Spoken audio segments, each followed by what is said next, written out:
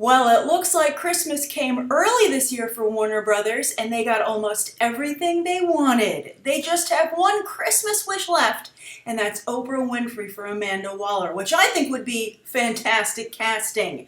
Everybody gets an explosive device in their head. You get an explosive device, you get an explosive device, you get an explosive device. And I think while at first her knee-jerk reaction might be like, wait a minute, do you want me for fat Amanda Waller or hot Amanda Waller? I'd say, Oprah, don't focus on the physical aspects of Amanda Waller. Focus on the power of Amanda Waller and how you can make this a really interesting, unique character and elevate it beyond what it is, which is already pretty formidable. And I think Oprah Winfrey is actually quite a good actress. She, of course, has her background in Hollywood a couple of decades ago, but just recently she was in The Butler, and I felt robbed for a Best Supporting Actress nomination for her role there. So I'd be all over that, and if I had any influence over Oprah at all, I'd tell her to take the gig. But we have a number of casting confirmations, some of them good, some of them not so good, some of them I think just in the right movie, in the wrong role. We're going to discuss all of them character by character, but first I want to start by saying that overall I think this is a very strong movie. David Ayer, of course, is directing. I have a lot of problems with what he did with Sabotage, which I think is kind of like a beginner level for Suicide Squad, but hopefully this will just work out better. He already has an infinitely better cast, and I think it's looking like it's getting harder and harder to mess up. But what I like the most about the way the Suicide Squad movie is coming together is that while the Justice League effort seems to be trying to copy Marvel, here it seems like Warner Brothers is playing their own game and playing it well. So I'm very, very excited about this. I think it seems very strong, and I think it's going to potentially be something that audiences are more excited about than Justice League. And that's always tricky to do. Just ask Marvel, you never know what characters are going to, or movies are going to really hit. Look at Guardians of the Galaxy. I know they wanted to launch their cosmic universe over at Marvel, but it really took off.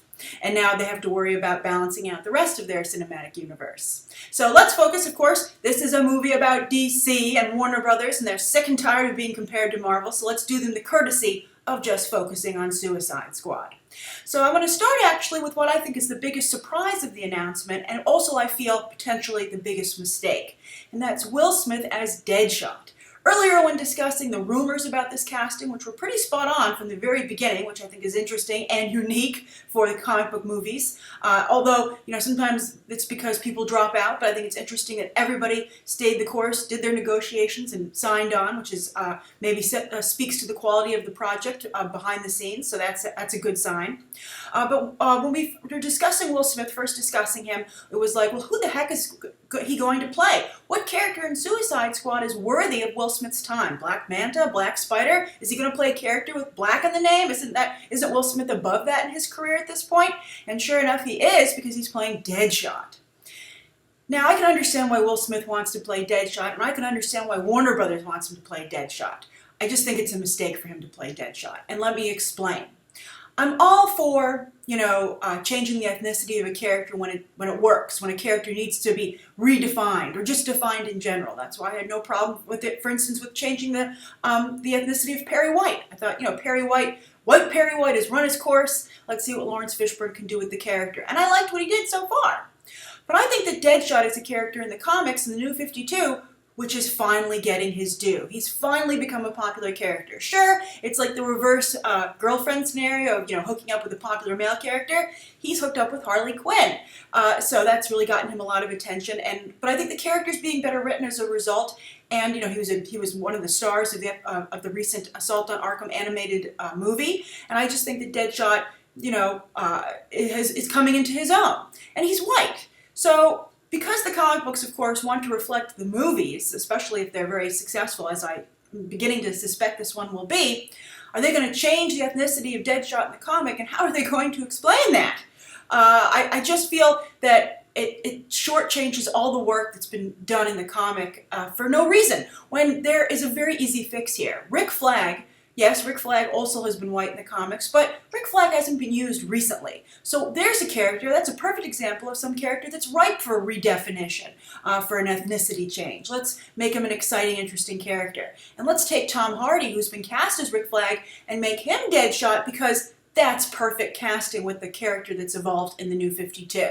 But that's not what's going to happen. Will Smith's like, I'm not going to be in your movie for some crap character, and he's not. He's going to play Deadshot, and that's a love triangle between Joker, Harley Quinn, and Deadshot. Now, that's the other problem, in that Will Smith is coming off of another movie recently that's going to come out next year, Focus, where he is also romantically involved with Margot Robbie. They're grifters. So it's another pairing, just like the year after a movie that's already featuring this couple. And I'm not a big fan of always featuring the same actors together. I mean, people are even saying, I'm tired of seeing Jennifer Lawrence and Bradley Cooper together. I mean, you just need to add some variety. So I just feel, and also, it changes the whole dynamic. I feel there's too much change there. It's not necessary, especially when you have the actor who's good for the role right there. Again, Tom Hardy. So I think Will Smith will probably do a very good job with the character, I'm sure, but it's not going to be the Deadshot that a number of people have come to really like at this point. So I'm not a huge fan of this casting. But I can understand it at every level outside of the comic book realm. All right, so and we'll see how, are there a ton of Deadshot fans enough to, disrupt this movie's popularity? I don't think so. It's just, it's unfortunate. It's one of the rare instances where I agree with some people that the ethnicity of the character shouldn't have been changed. So then after Will Smith, let's move over to Harley Quinn. Now, this is something I also have a slight problem with, but I'm on board. I'm on board, so let me explain what my problem is and then how I'm still on board. Well, my problem is that I think this is the final nail in the coffin for Paul Dini and Bruce Timm's Harley Quinn. That original adorable jester who in her romantic love scene in Mad Love, both the comic and the animated adaptation on the series, even though she was in a sexy negligee, she was supposed to be ridiculous. Her sex scene was played for comedic effect, and she was not successful in seducing the Joker. Now, Margot Robbie is very sexy. She's not going to play a sex scene for laughs. It might have laughs on some level, but it's still going to be very sexy.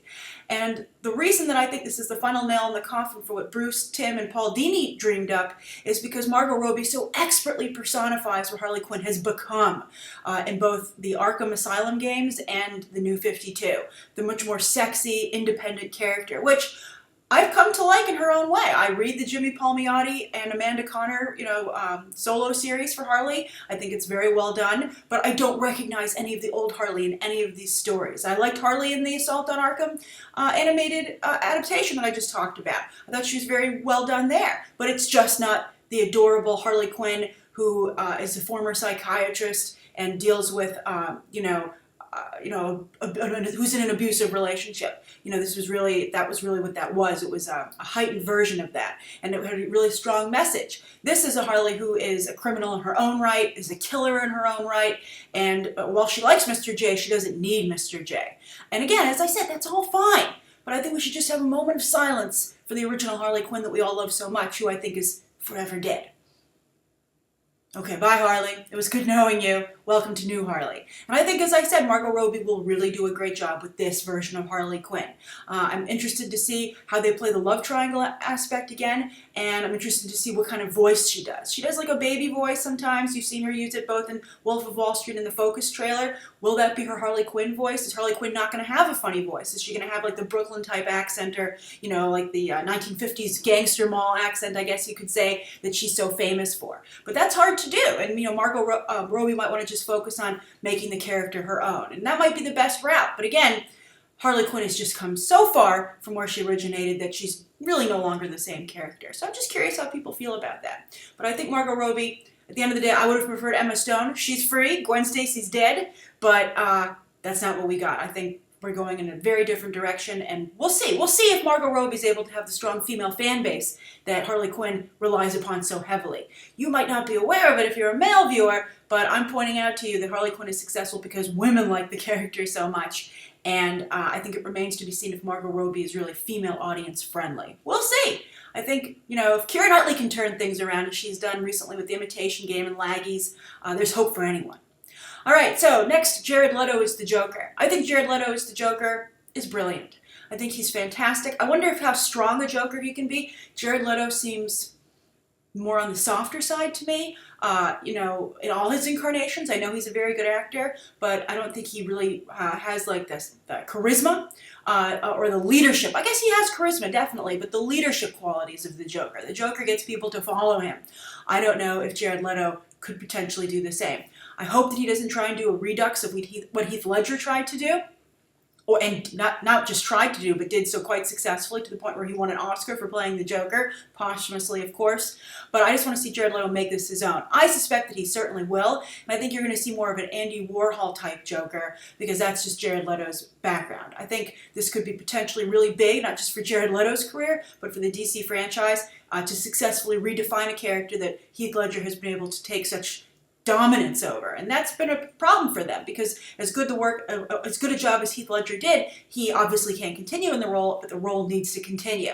And I think Jared Leto has the background, the credibility, and the respect for both fans and critics to wrestle the character away and allow it to continue. So I'm very excited about this, and I think Jared Leto is Joker-esque a little bit in his actual life, so I think it'll be interesting to see what he does with the darker side of the Joker. He might be interested in more in exploring the psychopathic aspects of him. You know, Heath Ledger was more interested in the anarchist, who maybe sometimes didn't even seem that crazy. Like, the craziness was something that was put on to help him with his this image he wanted to create to get his goals done. But I think Jared Leto might be somebody who focuses on the Joker truly being mad. And that could be very interesting. I think Jared Leto in a straitjacket is something that we want to see, and I think it's something that Jared Leto wants to do. All right, so let's move on to Tom Hardy as Rick Flagg. It's really hard to say anything about Rick Flagg because he's not a very well-known character. He has a lot of heritage apparently in DC Comics history, and with Suicide Squad, he's a weapons military expert. I think that Tom Hardy, it sounds like a Tom Hardy role, quite frankly, where he's like, it's just the bare bones and I can do a bunch of quirky stuff and add on to it, and you're like, okay, Tom Hardy, you like to do that.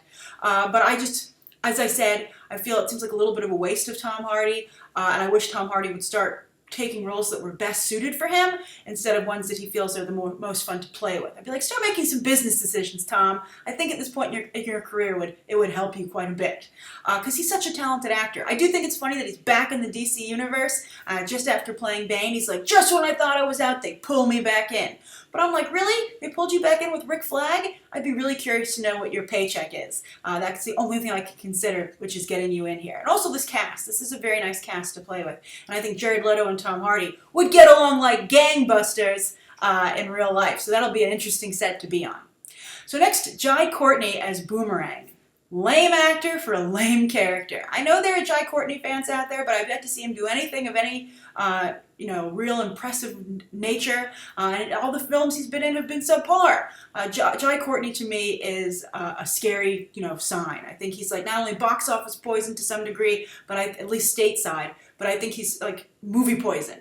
But on the other hand, who else would want to play Boomerang? Because as I said, it's a really weak character. So they're like, well, maybe these last two actors we're going to discuss, maybe there'll be a body count in Suicide Squad. Somebody has to die. Remember, they do have those explosive devices in their head. Unless King Shark shows up in like a CGI capacity or motion capture capacity, and we have a few more casting announcements left besides just Amanda Waller. But also on the nice side, Jai Courtney is Australian, just like Boomerang, so he can play to his national heritage, and I think there can be some nice aspects there. But really, honestly, I think every time the camera cuts to Jai Courtney, the audience is going to be like, really? Except for diehard Jai Courtney fans, I think everyone else is going to be like, you could have cut to anyone else, and I think it would have been a better use of our time and the film. All right, so let's go on to our last character, which I think is very surprising in a number of ways and a little bit revealing in a number of ways. It's a British model, Cara Delevingne, and some people thought she was up for the role of Harley Quinn when her name started to be mentioned in relation to Suicide Squad, and that maybe she was going to be competing with Margot Robbie for the role. But no, she's playing another character on the Suicide Squad, and it's the Enchantress. Now right there, you're like, wait a minute, doesn't Thor have an Enchantress? Yes, he does. Very big villain for Thor. They've really taken their sweet time bringing her into the cinematic universe, and maybe they've taken too long, because it's one thing to have two Quicksilvers and two like Marvel properties, X-Men over at Fox, and then of course Avengers over at Disney, but Enchantress it's going to be in a different cinematic, comic book universe. And so, Suicide Squad is kind of the chance to define this character first. Unless there's like a surprise coming. If I were Kevin Feige, I'd be like, get me an Easter egg now so I can get our Enchantress on the board. Or they can just call her something else. Enchantress is kind of a generic name. But I also think it's interesting to bring that kind of ability into the Suicide Squad. Enchantress is a sorceress. She's a full-on witch. It's a character named June Moore who's possessed by some kind of entity and becomes the Enchantress. So that's interesting, I think, for Cara Delevingne to play, and it kind of plays in with the, the crazy aspects of the Suicide Squad. Arkham Asylum, some of them are Arkham Asylum inmates. I think that's interesting. They're usually supposed to be out of Blackgate, but maybe they're going to put them in Arkham. Who knows? There's some Arkham ties. There's always some crossover between Blackgate and Arkham.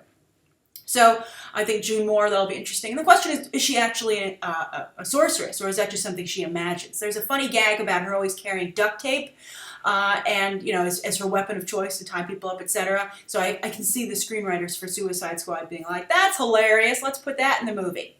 But in her true form, she can, walk through walls, she can teleport. Hey, it's the old X-Men rule, always have a teleporter on your team, right? But is Suicide Squad really going to be the type of team that teleports?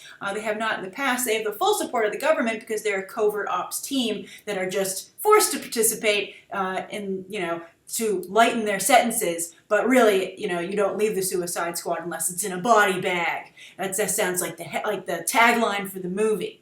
But the other thing that I think is very revealing is that the Enchantress was recently in the New 52 as part of Justice League Dark. She was a huge part of their first story arc back when I was reading the comic. So the fact that Enchantress is showing up here makes me feel that maybe Justice League Dark has been backburnered considerably. Guillermo del Toro was supposed to direct that, but he's very busy right now with Crimson Peak, of course, Pacific Rim 2, and plenty of other projects, I'm sure. Guillermo del Toro doesn't need Warner Brothers in the DC Cinematic Universe to keep him busy. But I think he wanted to make that movie, but the fact that Enchantress is showing up here, maybe they're introducing magic here.